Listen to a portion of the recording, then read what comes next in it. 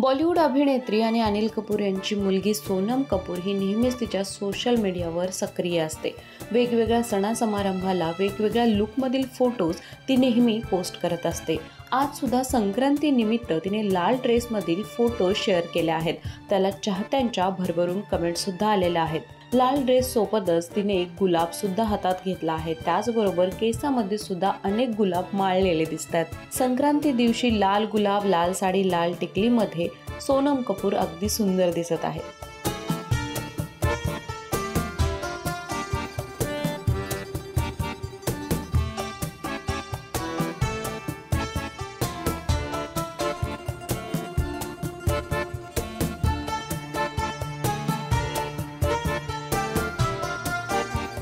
तुम्हाला काय वाटतं नक्की कळवा। व्हिडिओ आवडल्यास लाईक करा आणि अशाच नवनवीन व्हिडिओसाठी माय महानगर मानिनीला जरूर सबस्क्राईब करा।